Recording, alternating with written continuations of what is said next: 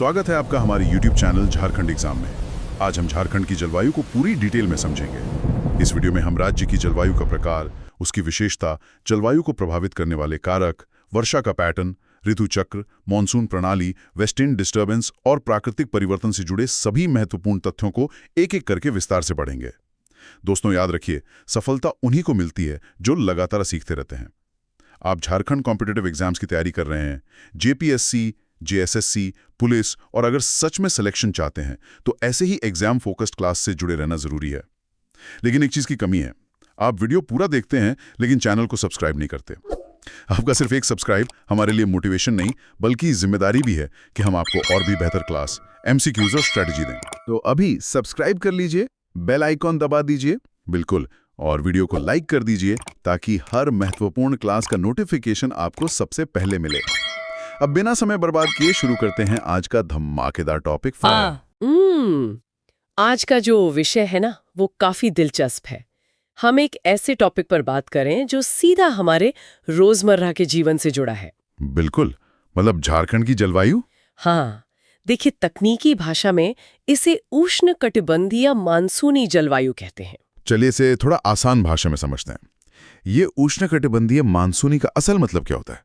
तो इसका सीधा सा मतलब है कि यहाँ अत्यधिक वर्षा होती है और पर्याप्त आर्द्रता यानी ह्यूमिडिटी बनी रहती है। मतलब गर्मी भी है और नमी भी। एकदम सही। लेकिन जो चीज झारखंड की जलवायु को बाकी जगहों से अलग बनाती है वो है यहाँ की भौगोलिक स्थिति। पठारी इलाका होने की वजह से? बिल्कुल, पठारी क्षेत्र होने के कारण यहाँ की जलवायु में एक बहुत ही खास तरह का संतुलन है। ना तो बहुत ज्यादा एक्सट्रीम गर्मी होती है और ना ही एकदम सूखा पड़ता है। तो एग्जाम में सीधे सवाल आते हैं कि इस जलवायु को कौन से कारक तय करते हैं। चलिए इसे डिकोड करते हैं। मुख्य रूप से 4 प्रमुख कारक हैं। पहला तो अक्षांश है, जिसे लैटिट्यूड कहते हैं। लैटिट्यूड? हाँ, झारखंड का विस्तार 21 डिग्री से 26 डिग्री उत्तरी अक्षांश तक है। और सबसे बड़ी बात जो अक्सर परीक्षाओं में पूछी जाती है कि कर्क रेखा राज्य के बीच से गुजरती है। सही कहा, कर्क रेखा यानी ट्रॉपिक ऑफ कैंसर का बीच से गुजरना ही वो कारण है जो इसे उष्णकटिबंधीय बनाता है। मतलब सूरज की किरणें सीधी पड़ती हैं? जी। अब दूसरे कारक पर आते हैं जो है ऊंचाई या ऑल्टीट्यूड। ये सबसे बड़ा गेम चेंजर है। गेम चेंजर कैसे? देखिए, राज्य का अधिकांश पठार 300 मीटर से ज्यादा ऊंचा है। अगर हम रांची हजारीबाग पठार की बात करें तो वो 600 मीटर ऊंचा है। और जो पाट क्षेत्र है वो तो 900 मीटर से भी ज्यादा ऊंचा है। बिल्कुल, और यहाँ सबसे दिलचस्प बात यह है कि इसी ऊंचाई के कारण पाट क्षेत्र का तापमान गर्मियों में भी 23 डिग्री सेल्सियस से कम रहता है। ये तो बहुत ही शानदार फैक्ट है। मतलब ऊंचाई ने मौसम को बिल्कुल बदल कर रख दिया है। बिल्कुल। अब तीसरा कारक है समुद्र से दूरी। वैसे तो झारखंड चारों तरफ से जमीन से घिरा है। हाँ, लैंडलॉक्ड है, लेकिन राज्य का दक्षिण पूर्वी हिस्सा बंगाल की खाड़ी से मात्र 90 किलोमीटर दूर है। सिर्फ 90 किलोमीटर? जी, और इसका सीधा प्रभाव ये होता है कि अप्रैल और अक्टूबर-नवंबर के महीने में यहाँ समुद्री चक्रवातों का सीधा असर देखने को मिलता है। मतलब जो साइक्लोन आते हैं बंगाल की खाड़ी में। हाँ, उन चक्रवातों से तेज हवाएं और बारिश होती है। और चौथा कारक कौन सा है? चौथा है पश्चिमी विक्षोभ, जिसे वेस्टर्न डिस्टर्बेंस कहते हैं। ये नाम तो अक्सर सर्दियों में न्यूज में सुनने को मिलता है। सही कहा, ये दरअसल शीतकाल में भूमध्य सागर यानी मेडिटेरेनियन सी की तरफ से आने वाली हवाएं हैं। तो इसका झारखंड पर क्या असर पड़ता है? दिसंबर से फरवरी के बीच ये हवाएं यहाँ बारिश कराती हैं, शीतलहर लाती हैं और कई जगहों पर तापमान 5 डिग्री सेल्सियस से भी नीचे गिरा देती हैं। दोस्तों, अगर आप सच में झारखंड कॉम्पिटिटिव एग्जाम्स चाहे जीएसएससी हो या जेपीएससी में सिलेक्शन चाहते हैं तो सिर्फ पढ़ाई नहीं, सही डायरेक्शन में पढ़ाई जरूरी है। इसीलिए हमने आपके लिए तैयार किया है झारखंड कंप्लीट स्पेशल नोट्स, जो 100% एग्जाम फोकस्ड और लेटेस्ट पैटर्न पर बेस्ड हैं। ये नोट्स सिर्फ थ्योरी नहीं है, इसमें हर चैप्टर को visual figures, maps, flow charts, tables और डायग्राम्स के साथ इस तरह डिजाइन किया गया है कि आप बोरिंग फील ना करें बल्कि कॉन्सेप्ट क्लियर हो और रिवीजन फास्ट हो। जेएसएससी स्पेशल ई बुक सिर्फ 149 रुपए और जेपीएससी स्पेशल ई बुक सिर्फ 199 रुपए। इतने कम दाम में इतना स्ट्रक्चर्ड और विजुअल कंटेंट शायद ही कहीं मिले। अगर आप झारखंड जीके में स्ट्रॉन्ग कमांड बनाना चाहते हैं और एग्जाम में सीरियस सिलेक्शन चाहते हैं तो वीडियो के डिस्क्रिप्शन में दिए गए व्हाट्सएप नंबर पर तुरंत मैसेज करके अपना नोट्स ले सकते हैं। याद रखिए, प्रिपरेशन स्ट्रांग होगी तभी सिलेक्शन स्ट्रांग होगा, मजबूत होगी।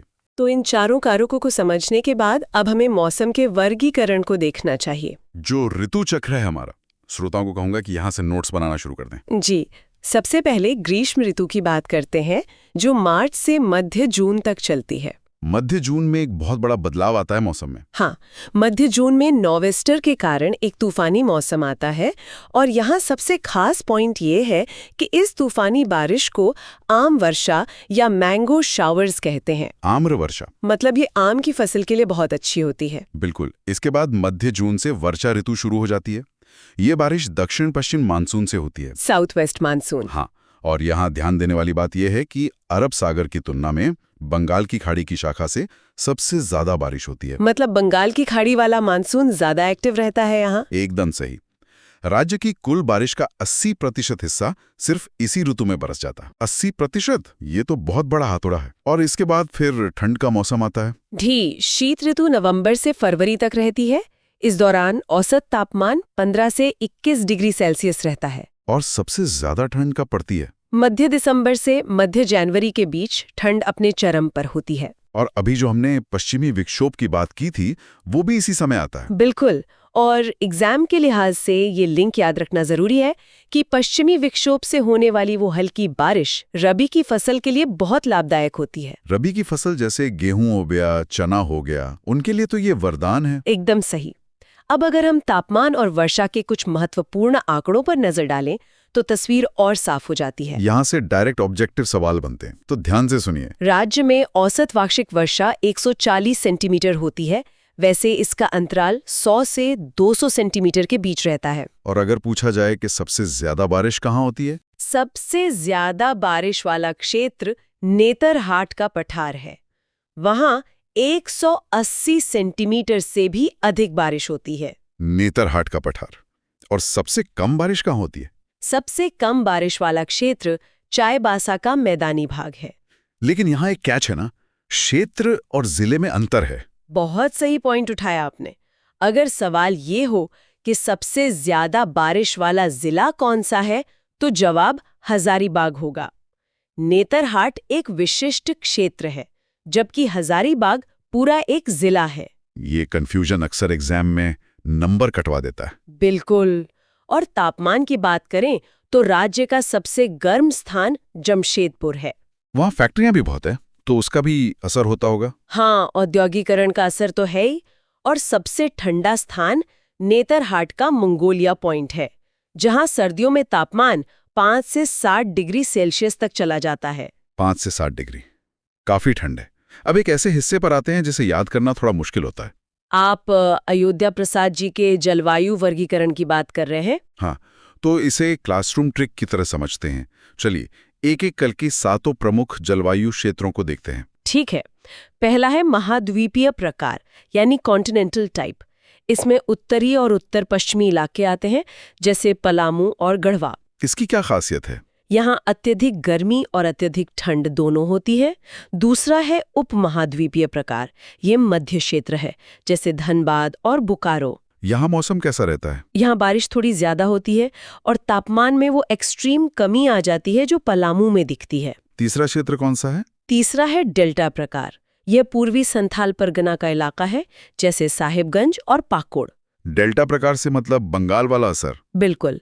यहाँ पश्चिम बंगाल के नॉर्वेस्टर्स जैसी जलवायु पाई जाती है। चौथा क्षेत्र है सागर प्रकार, जो पूर्वी सिंहभूम में है। सागर प्रकार मतलब समुद्र का असर सबसे ज्यादा। हाँ, यहाँ नॉर्थ वेस्ट से सबसे ज्यादा बारिश होती है। फिर पांचवा है आर्द्र वर्षा प्रकार। यह पश्चिमी सिंहभूम का पश्चिमी क्षेत्र है, जैसे सिमडेगा। इसकी क्या विशेषता है? ये बहुत खास है क्योंकि यहाँ बंगाल की खाड़ी और अरब सागर दोनों ही शाखाओं से बारिश होती है। दोनों तरफ से बारिश, शानदार। और छठा क्षेत्र? छठा है तीव्र एवं सुखद प्रकार। यह रांची हजारीबाग पठार का इलाका है। तीव्र एवं सुखद, ये नाम थोड़ा अलग है। ऊंचाई के कारण यहाँ का मौसम हमेशा सुखद रहता है, इसलिए यह नाम दिया गया है। और आखिरी 7वां क्षेत्र है शीत वर्षा प्रकार। ये पाट क्षेत्र होगा? सही पहचाना, गुमला और लोहरदगा का इलाका। यहाँ सर्दियों में तापमान हिमांक यानी फ्रीजिंग पॉइंट से भी नीचे चला जाता है। तो ये थे 7 क्षेत्र, और बीच में हमने कर्क रेखा की बात की थी। वो किन जिलों से गुजरती है? कर्क रेखा रांची, रामगढ़, बोकारो, गुमला, लोहरदगा और लातेहार से गुजरती है। और कुछ खास जगह भी है ना इसके रास्ते में? हाँ, जैसे ओरमांझी, कांके, नेतरहाट, गोला और किस्को। कर्क रेखा को लेकर एक बहुत ही खास तथ्य है जो एग्जाम में आ सकता है। 21 जून 2017 की वो तारीख। बिल्कुल। और मांझी के उकरीद गांव में नेशनल हाईवे 20 पर एक कर्क रेखा स्मारक बनाया गया था। और इसका अनावरण तत्कालीन राज्यपाल द्रौपदी मुर्मू जी द्वारा किया गया था। ये एक बहुत ही महत्वपूर्ण जनरल नॉलेज का फैक्ट है। अब अगर हम अंतर्राष्ट्रीय वर्गीकरण की बात करें तो कोपेन और थानवेट का नाम आता है। कोपेन का वर्गीकरण अक्सर पूछा जाता है। कोपेन के अनुसार राज्य का उत्तरी भाग CWG श्रेणी में आता है, जिसका मतलब है शुष्क शीत मानसूनी। CWG।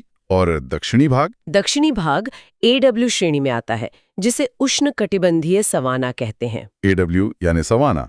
और थॉर्नवेट के अनुसार? थॉर्नवेट ने इसे C1 यानी शुष्क उपार्द्र और C2 यानी नम उपार्द्र में बांटा है। ये तो हो गए सारे तकनीकी वर्गीकरण। अब कृषि जलवायु क्षेत्र पर आते हैं जो NDMA ने तय किए हैं। राष्ट्रीय आपदा प्रबंधन संस्थान के अनुसार 3 कृषि जलवायु क्षेत्र हैं। पहला है मध्य व उत्तर पूर्वी पठार। यहाँ कौन सी फसलें होती हैं? यहाँ बलुई और जलोढ़ मृदा पाई जाती है, जो धान, गेहूं और मक्का के लिए बहुत अच्छी है। और दूसरा क्षेत्र? दूसरा है पश्चिमी पठार। ये राज्य का सबसे ऊंचा कृषि क्षेत्र है। यहाँ लैटेराइट और अम्लीय मृदा होती है। तो यहाँ मुख्य रूप से क्या उगाया जाता है? यहाँ धान और मक्का तो होता ही है, साथ ही दलहन की खेती भी बहुत अच्छी होती है। और तीसरा कृषि क्षेत्र? तीसरा है दक्षिण पूर्वी पठार। यहाँ वनों की अधिकता है और सागर से आने वाली आर्द्रता का बहुत प्रभाव रहता है। लेकिन इन सब के बीच एक बहुत बड़ी समस्या खड़ी हो रही है, जलवायु परिवर्तन। ये मौसम क्यों बदल रहा है इतनी तेजी से? इसके मुख्य कारण मानव जनित गतिविधियां हैं, जिन्हें एंथ्रोपोजेनिक एक्टिविटीज कहते हैं। मतलब इंसानों द्वारा किए गए काम? हाँ, राज्य में ऊर्जा क्षेत्र का अंधाधुंध विकास हुआ है और उद्योगों से भारी मात्रा में ग्रीन हाउस गैसों का उत्सर्जन हो रहा है। यही सब जलवायु परिवर्तन के लिए जिम्मेदार है। तो ये तो था पूरा डिटेल लेक्चर। अब अंत में पूरे लेक्चर का एक क्विक रिवीजन कर लेते हैं वन लाइनर फॉर्मेट में। चलिए, तो पहली बात, झारखंड मध्यम वर्षा वाला प्रदेश है। बिल्कुल। और कुल बारिश का 80% मानसून ऋतु में होता है। मध्य जून का वो तूफानी मौसम आम्र वर्षा कहलाता है। नेतरहाट का मंगोलिया पॉइंट सबसे ठंडा स्थान है, जहां तापमान 5 से 7 डिग्री रहता है, और यही सर्वाधिक वर्षा वाला स्थान भी है, जहां 180 सेंटीमीटर से ज्यादा बारिश होती है। और चाईबासा का मैदान सबसे कम वर्षा वाला क्षेत्र है। लेकिन सर्वाधिक वर्षा वाला जिला हजारीबाग है। और आखिरी में कोपेन के अनुसार दक्षिणी हिस्सा AW यानी सवाना जलवायु में आता है। श्रोताओं को यह भी ध्यान रखना है कि परीक्षक ऑप्शंस में कैसे फंसा सकता है, जैसे क्षेत्र और जिला वाला सवाल। बिल्कुल, ऑप्शंस को ध्यान से पढ़ना बहुत जरूरी है। अब चर्चा को खत्म करने से पहले सोचने वाली बात यह है कि सिर्फ समुद्र से 90 किलोमीटर की दूरी और पठारों की ऊंचाई ने झारखंड को एक ऐसा अनूठा भूगोल दिया है, जहां एक तरफ चिलचिलाती धूप है तो दूसरी तरफ नेतरहाट जैसा हिल स्टेशन। भूगोल सिर्फ नक्शों में नहीं, बल्कि हमारी दिनचर्या में बसता है। अगर आपको ये झारखंड की जलवायु का पूरा डिटेल लेक्चर पसंद आया हो तो वीडियो को लाइक करें, शेयर करें और चैनल को सब्सक्राइब करना ना भूलें।